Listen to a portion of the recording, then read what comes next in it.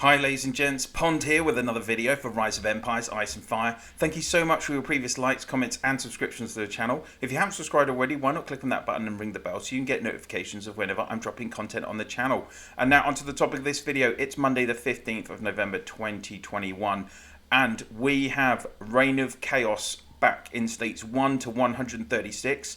So let's have a look. I know a lot of people have had questions about this.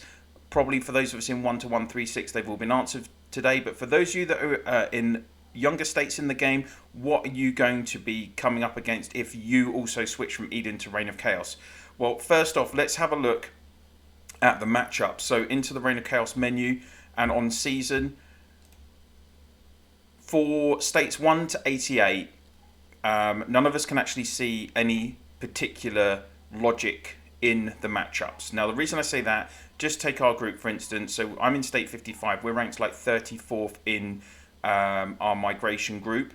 We're up against 48, 84, 85, 24, 56, 44 and 62.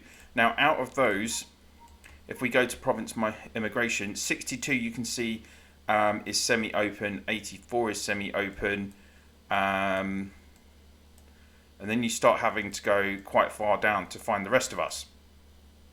So I don't know whether devs have just put like tried to put two semi-open groups. It states in each group. I know that, for instance, states 76 and 19 are in the same group. So rank 1 and rank 3 out of all of the states are playing together.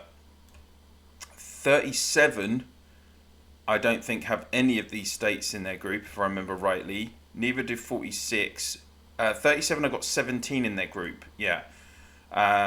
So it's, I'm not sure if that, well, if there is a theory or a process behind it, I'm not sure what it is. And with only, how many is it? We have 9 states that are semi-open, so you can't possibly have split it 2 per group of 8 states anyway. So it just looks quite random, to be honest, how you're allocated your group. Then let's have a look at rewards. I'm sure everyone's really keen to look at rewards. So as before, it'll be the top 40 alliances in your group that get rewards.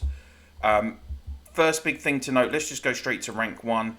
So honor coins are included in rewards, guys. So you can see at rank 1 it's 200,000 honor coins for everyone participating. Rank 2 is 150,000, rank 3 is 120,000. Then it drops down to 80,000 for 4 and 5 and 6, 70,000 for rank 7, 8 and 9 and 10. Then it drops down again. So, you know, as we get lower, even probably to, yeah, there we go. So even to rank 20, you're still getting 50,000 honor coins. So 21 even.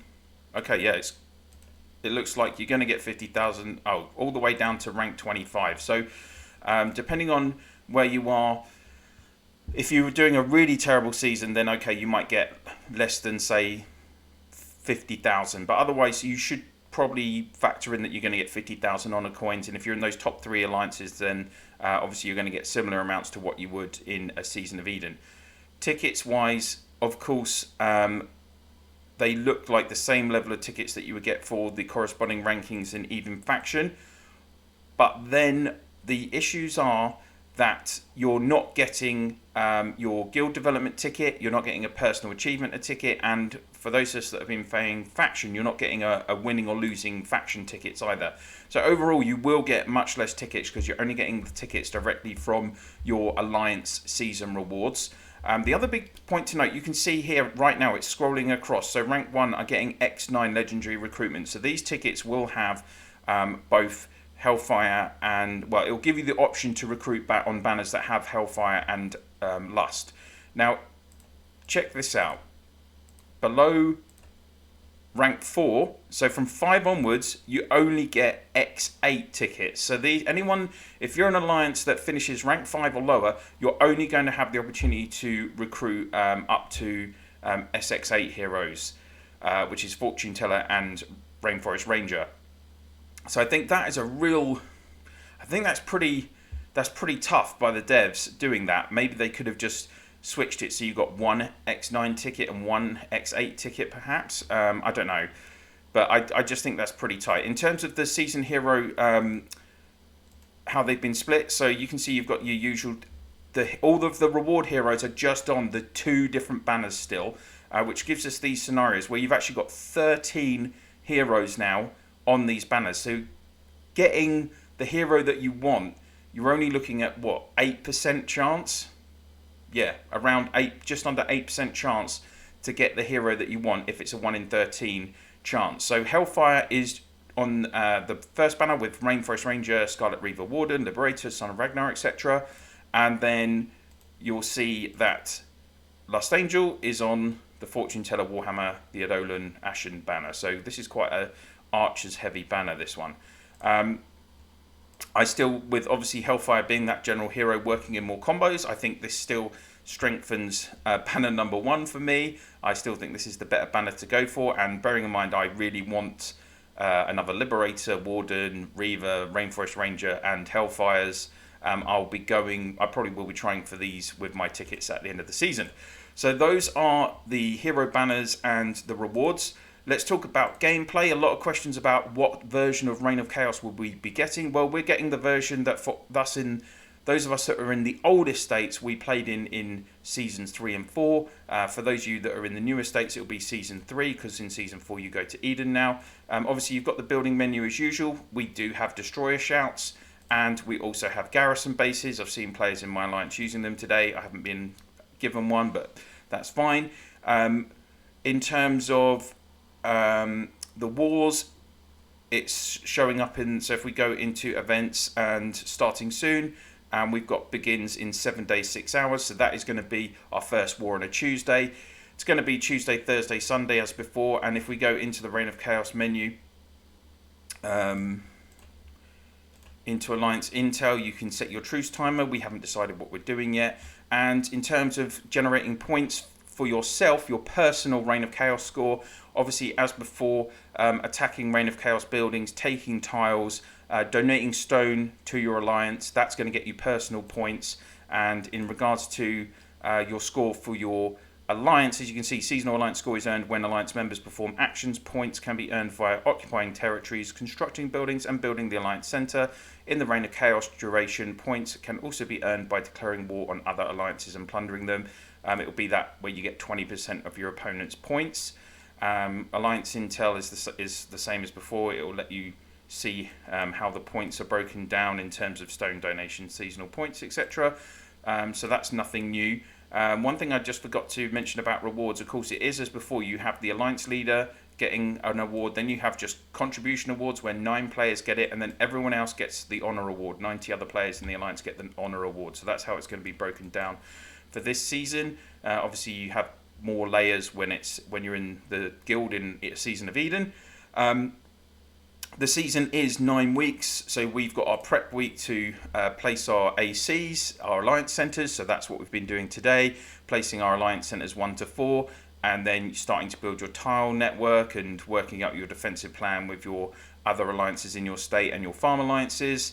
All the kind of gameplay is the same. Obviously, taking tiles is more challenging than Eden, I would suggest, because you don't, well, it is and it isn't. For instance, obviously you only have your in-state stamina, so you don't have Eden energy. So in theory, you're going to be able to take, and Eden energy replenishes quicker than in-state stamina. So you shouldn't be able to take as many tiles in normal RoC as you would in a Season of Eden. But interestingly, there is no will activated in the normal state. So, you know, if you were going to occupy a tile, you would see when you come to this menu, up here in this section, you would have the will, and if you're more than 50 kilometers from the tile, then your will starts to, I think it's the higher the will, the more your damage decreases, up to 70% debuff. So not having will in the game is going to be interesting as well. For tile taking, well, again, you can teleport around your state, so it's much easier to move compared to Eden. Let's have a look at another key gameplay mechanic. So lots of people are asking, are we getting the honor shot? Because of course, back in seasons 1 to 4 for us, you didn't have the Honor Shop before Eden started, but we do have the Honor Shop this season. It's all the same items as before, with obviously your 45,000 Super Dragonite, 30,000 War Badges, and this season the only difference is they have added in an X9 Legendary Recruitment Ticket 1, which will allow you to recruit with that banner that has Scarlet Reaver, Rainforest Ranger, Hellfire on, and it's got the X9 Legendary Recruitment Ticket 2, which again will then allow you to recruit with that banner that's got Warhammer, Eidolon, Fortune Teller, Lust Angel. 250,000 coins for a 1 in 13 chance to get the hero that you want. I would not be doing these tickets, no way. Like, maybe if you've got a better chance, for instance, of picking up a Warden, if you want like an SX 1 to 7 hero, then you're better off going with, for instance, the X7 tickets, which are still there, and the X8 are still there. All the other ones are still there as well. X1, X2, S1 to S4 Legendary Selection Recruitment, which is the random tickets, and the S1 to S4 tickets where you are choosing a specific hero. So that's the Honor Shop for this season. Now let's talk about tasks. So we do still have seasonal tasks, which are, as before, in the quest menu. You go to Reign of Chaos. Oh, it's not showing me now. I need to restart. But one interesting point is that for the tasks where you're doing tasks in an opponent state, so that'll be like taking tiles in a different state, or attacking buildings, or even just taking enemy tiles, you will get rewards that include honor coins. So the first set of 3 rewards we've seen in the seasonal task menu, you'll be rewarded with 1,000 honor coins. So there will be another way to accumulate honor coins during the Reign of Chaos Total War season, and that's going to be hopefully kind of matching how you would get honor coins from the weekly guild rewards in a Season of Eden. But we'll just have to see how many are available during this season. Also, let's have a look into the benefits center. So we do have Imperial Investment, as you would in previous seasons. You're getting a specialization reset, extra territory cap of plus 10 tiles, territory wall marching speed plus 50%, abandoning time is reduced by 10 minutes, construction privilege, coalition base camp hill speed is plus 20%, frontline workshop production speed increases plus 50%, and it increases your regeneration serum cap by 300, and you'll get the daily supply of 100% honor boost, 20 regeneration serums, and 10,000 construction materials. Then we also have seasonal challenge, so you can obviously go with normal seasonal challenge, basic challenge, or you can purchase the elite challenge. And in terms of rewards, so even on just challenge 1, we've got honor coins. Not too much different, I don't think, compared to previous seasons in regards to the rewards on the challenge. This season we have a Azure Griffin, an item used to exchange for Legion decor at the School of Architecture, and this gives additional attribute of Chaos Might plus 8%. So that's the Griffin that we're getting this season. Of course, you're going to have your usual privileges: increased processing queue, territory marching speed, territory abandon timer reduction, and coalition base camp healing speed increase, frontline workshop production speed increase, and regeneration serum capacity increase. So, and you can do the seasonal pull as well to gain bonus honor and hero XP. So I'm sure we'll all be doing that. Well, how much will people be training on tiles actually, considering the lack of stamina? So that's going to be an interesting point. So that's both Imperial and Seasonal Challenge. And talked about no will and distance debuff and the normal stamina. So day 1, I've already been taking level 10 tiles. I'm working, being in the UK, always get up a little bit later, so I'm a few hours behind those players that have been in the States or Asia, where the game has obviously reset early in the morning or late, or in the evening. So I'm reasonably pleased with level 10. Hopefully I can hit level 11 by the end of the day. Obviously everyone's going to be pushing to hit level 12 so they can start tiling in their central zones on their map. That's going to be pretty standard. Obviously the icons are still the same, showing where your both where your ACs are and the garrison bases. That hasn't changed, I don't think. Yeah, so that's it. That's day 1 of Reign of Chaos Total War. I think I've included... Oh, last thing to cover is the heroes. So we do have obviously the SX9 heroes to be recruited on day one, and the banners look like this for you guys so you can plan in the future.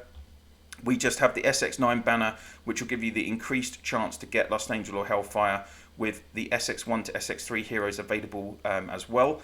Then we have a SX8 banner again with the increased chance in the SX1 to SX3 heroes.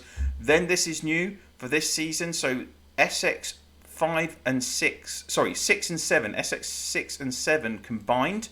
And then interestingly, you will only get an SX4 or SX5 hero if you don't get an SX6 or 7. So that's 4 to 7, just you're guaranteed one of those 8 heroes on that banner. So I think that's really interesting. And then on this banner, you're now guaranteed, again, as before, the SX4 and SX5 heroes, Ragnar, Skander, Liberator, Ashen. So those are going to be your options for recruitment this season. I will be doing a recruitment video in a few hours' time. I've got my tickets saved in a lot of my accounts. I'm going to be recruiting off various versions of these banners, I think, depending on what I need in my different accounts. And I'm looking forward to that. Fingers crossed I get lucky. Still need a Warden from my main. Will I recruit on that banner or not? I don't know. I'm still deciding. So that is definitely everything for this video, guys. I hope I've covered and answered the questions that you were wondering in your own heads before this season started today, and particularly for you guys in those younger states, it'll give you a good idea of what's going to be coming up in the future if the devs again decide to give you Reign of Chaos Total War. Of course, they do change their minds, like look at what happened with Season 4, for instance. So we'll have to wait and see. Be really interested to hear, obviously, your comments. What do you think about the season so far for those players that are playing in 1 to 136? And for those of you that have it all to come, like, do you like the idea of doing Total War again? Yeah, be interested to hear everyone's thoughts. Of course, if you've liked the video, please do click on that like. And if you could share the video on my channel in your Alliance chat, Province chat, and through Line, WhatsApp, Viber, Discord, whatever you use to communicate with your fellow players in the game, that would be very much appreciated. That's it for now. Thank you so much for watching, and I'll see you soon.